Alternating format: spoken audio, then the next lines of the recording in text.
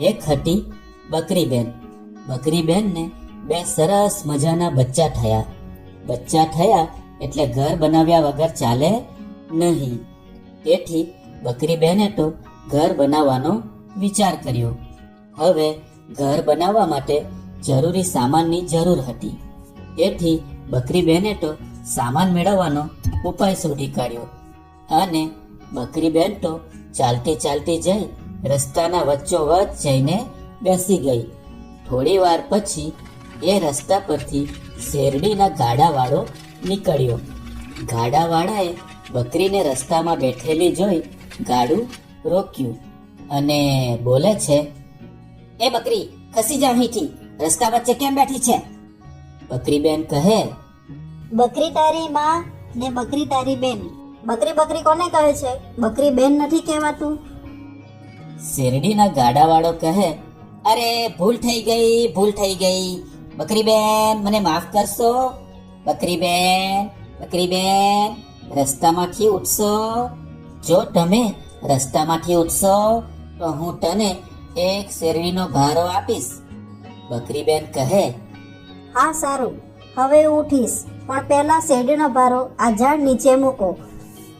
ગાડાવાળો તો શેરડીનો ભારો ઝાડ નીચે મૂકે છે અને પછી બકરીબેન તો ત્યાંથી ઉઠીને બાજુ પર ખસી જાય છે અને શેરડીના ગાડાવાળો પોતાના રસ્તે આગળ નીકળી જાય છે. ત્યાર પછી બકરીબેન તો ફરી રસ્તા વચ્ચે જઈને બેસી જાય છે. ત્યાર પછી થોડી વારમાં ગોળનું ગાડું આવ્યું. ગોળના ગાડાવાળાએ બકરીને રસ્તામાં બેઠેલી જોઈને ગાડું ઊભી રાખ્યું અને કહ્યું, અરે બકરી, રસ્તા વચ્ચે કેમ બેઠી છે? ખસી જા બાજુએ. બકરીબેન કહે, બકરી તારી માં ને બકરી તારી બેન. બકરી બકરી કોને કહે છે? બકરી બેન નથી કહેવાતું. ગોળના ગાડાવાળો કહે, અરે અરે, ભૂલ થઈ ગઈ બકરીબેન, ભૂલ થઈ ગઈ. બકરીબેન, બકરીબેન, જરા બાજુએ ખસશો. જો તમે બાજુએ ખસશો તો 2-4 ઘડા ગોળના આપીશ. બકરીબેન કહે, હા એમ કરો તો હું ઉઠીશ. ગોળના ગળા પેલા ઝાડ નીચે મૂકો. ગોળના ગાડાવાળો તો ગોળના ગળા ઝાડ નીચે મૂકે છે. ત્યાર પછી બકરી બાજુએ ખસી જાય છે અને ગોળના ગાડાવાળો પણ પોતાને રસ્તે આગળ નીકળી જાય છે.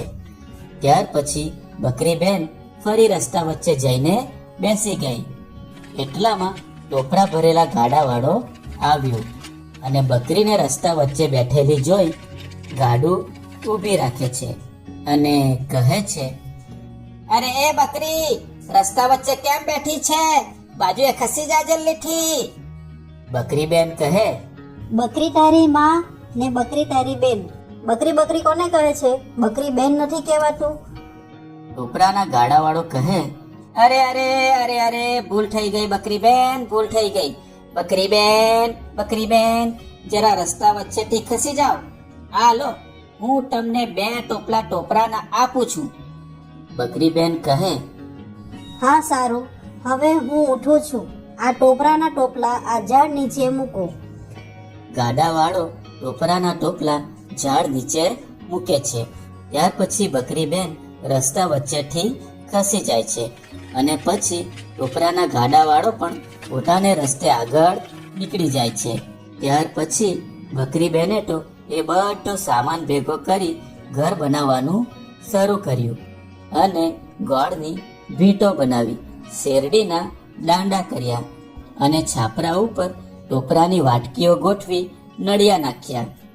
ઘર આખું બની ગયા પછી બકરીબેન તો બચ્ચા પાસે જાય છે અને કહે છે, ગોર કેરી ભીટલડી ને શેરડી કેરા દાંડા, ટોપરીએ ઘર છાયા બચ્ચા, ચાલો એમાં રહીએ.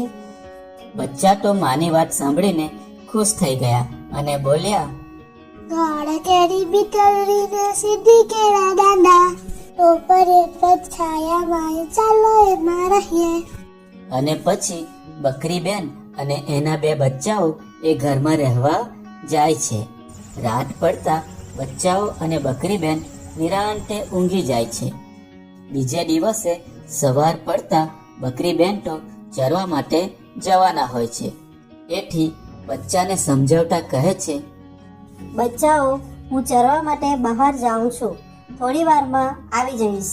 તમે બારણાની કડી અંદરથી મારી દેજો અને કોઈ પણ આવીને બારણું ઊંઘાડવા કહે તો ઊંઘાડશો નહીં. હું આવીને કહું તો જ બારણું ઊંઘાડજો.